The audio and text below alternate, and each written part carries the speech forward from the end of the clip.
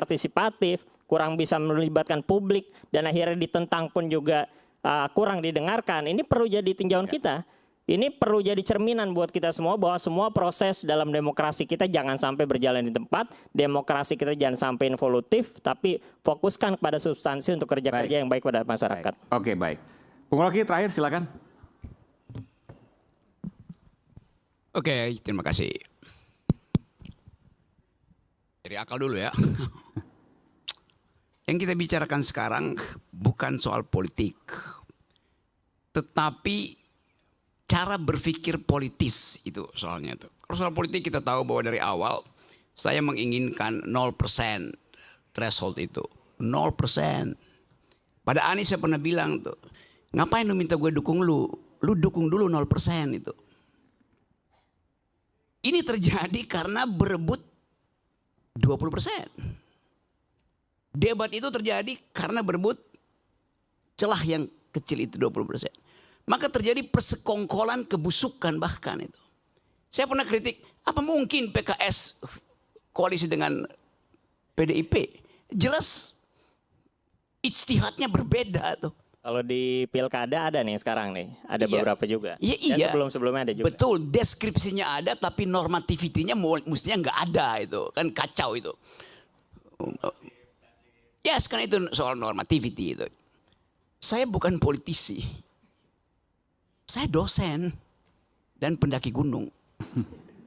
Saya terlibat dalam politik karena saya pikir politik itu mesti diasuh dengan force of better argument. Force of the better argument. Siapa punya argumen terbaik, dia boleh ajukan itu sebagai dalil tuh. Nggak boleh ada sentimen di situ kan. Karena itu saya memilih untuk menghina Presiden Jokowi. Bukan Jokowi sebagai persona. Yang saya hina jabatan dia tuh. Yang saya kritik jabatan dia. Rocky Gerung menghina presiden. Loh, presiden bukan orang, presiden itu fungsi, jabatan. Presiden ada martabat. Presiden tidak punya martabat. Presiden itu disebut bermartabat ketika dia menjalankan fungsi sebagai raja.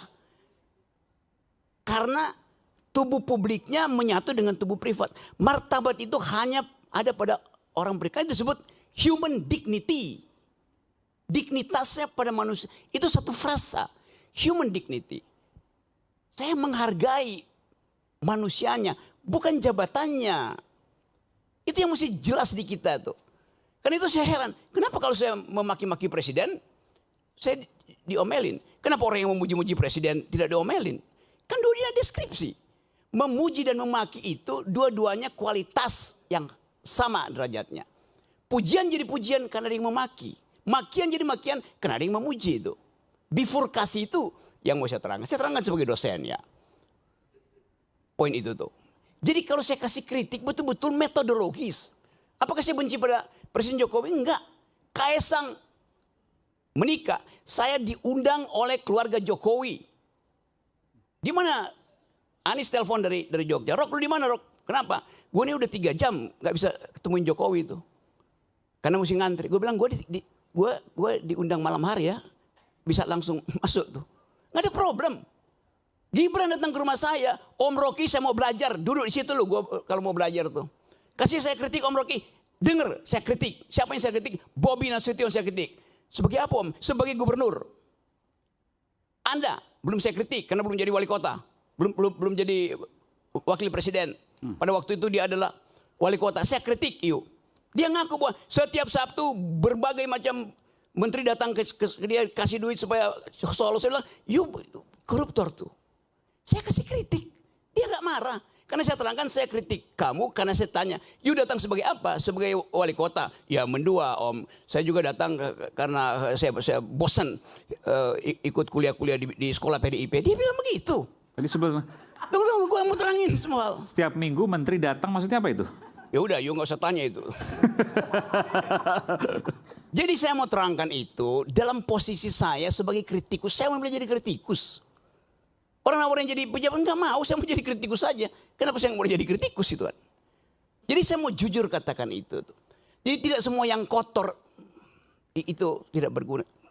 Saya kasih ilustrasi. Suatu waktu saya naik ke Himalaya, Gunung Himalaya. Di ketinggian kira-kira 5.000 meter, 5.500, saya kehilangan orientasi. Suhu udah turun -20. Pos terakhir itu saya tinggalkan 3 jam. Nggak dapat lagi tea house untuk nginep tuh. Bayangin -20, angin 90. Kalau buka handskun itu, apa namanya, kaos tangan itu tret, kayak jarum masuknya di situ. Luka itu oleh butir es itu. Lalu kita cari akal bagaimana caranya. Tidak ada tempat menginap di situ. Dapat kandang yak. Yak itu adalah binatang endemi Himalaya. Itu kayak banteng kecil gitu. Kalau banteng gede adanya di di tempat Bu Mega. Ini banteng kecil, rambutnya panjang. Kita kumpulin kotorannya, tai yak itu. Saya tidur di situ tuh. Kotoran itu berguna untuk menyelamatkan saya tuh. Tidak semua yang najis itu tidak berguna. Apalagi dalam politik itu kan. Yang sepenuhnya adalah najis itu kan. Jadi saya mau terangkan itu dalam upaya untuk membekali negeri ini. Dengan pengetahuan. Rocky Gerung gak berguna buat bangsa. 2 minggu lalu saya pulang dari Paris. Bawa medali emas buat Indonesia tuh.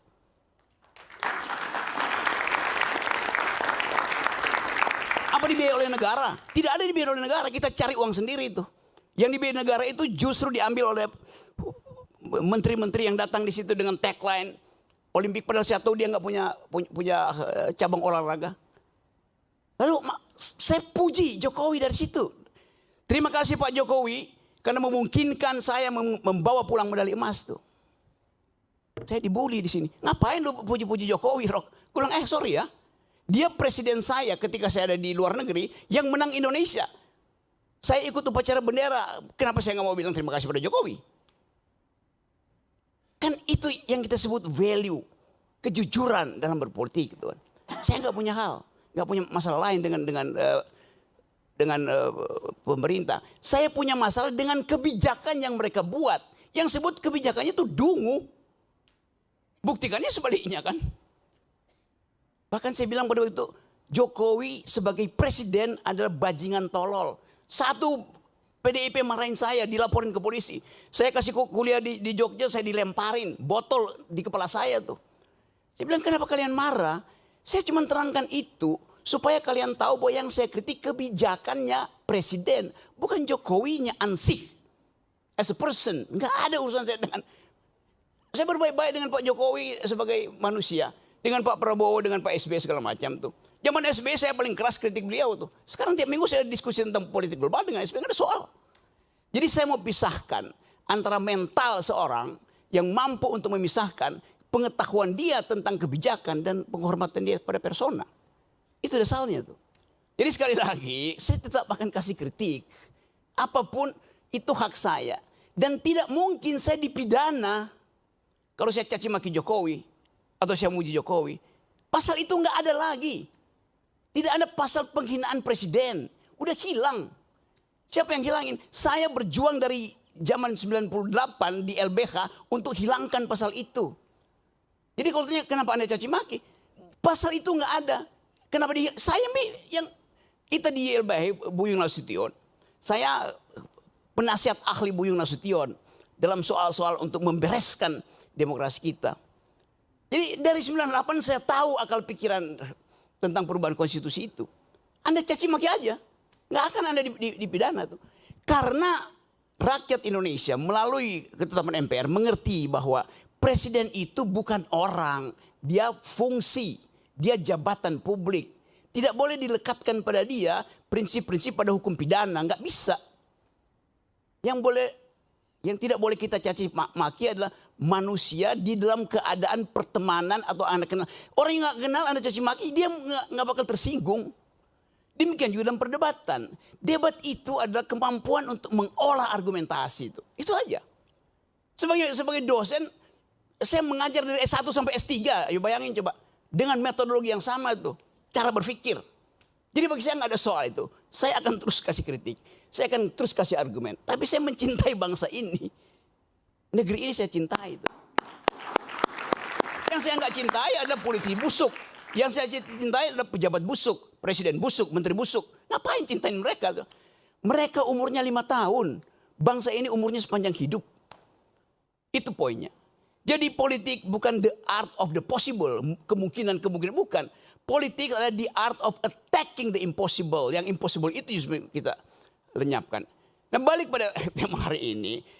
Kita bicarakan sesuatu yang sebetulnya barang bekas semua nih. Yang kita tahu ini terjadi karena perebutan threshold. Mulailah dengan mengucapkan thresholdnya dibikin 0. Itu harusnya tuh. Supaya ada kesetaraan orang berargumen tuh. Supaya dia argumennya bagus. Bukan karena masa pendukungnya bagus. Karena itu saya terus mengatakan bahwa untuk menjadi calon presiden, calon wakil presiden, calon gubernur, calon bupati, calon apa aja. Pakai prinsip pertama bukan elektabilitas. Tapi etikabilitas itu.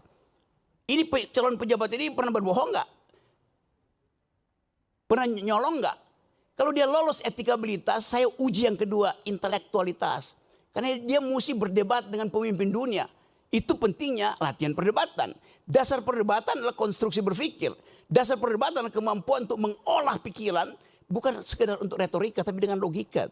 Ya. Jadi kalau seseorang pemimpin, pilkada misalnya. Dia lolos etikabilitas, oke, bagus, moralnya bagus. Tunggu dulu, belum selesai. Apakah dia mampu untuk mengunyah konsep, ilmu pengetahuan, sejarah, etc. Jadi loloskan dia secara etikabilitas, loloskan dia secara intelektualitas, baru dia kita izinkan diuji elektabilitasnya. Begitu logikanya tuh. Bukan elektabilitasnya diuji duluan.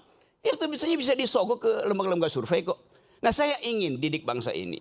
Sebagai seorang yang memilih profesi dosen, guru. Supaya jujur dalam berargumentasi. Assalamualaikum warahmatullahi wabarakatuh. Waalaikumsalam warahmatullahi. Oke, luar biasa. Dan pilkada menuju waktu pencoblosan Rabu 27 November 2024. Dugaan politik sandra menjadi bagian dari perjalanan pilkada. Di mana kekuasaan disebut-sebut berada di baliknya. Esok janji-janji politik terdengar nyaring. Reklame, baliho, calon kepala daerah mengisi ruang warga. Kotak kosong pun tersebar di puluhan daerah. Pilkada serentak adalah sebuah perjalanan baru di mana prosesnya akan tercatat dan janjinya akan dilihat menjadi bagian sejarah bangsa bagi anak dan cucu kelak. Saya Aiman Wicaksono, sampai berjumpa di Rakyat Bersuara berikutnya.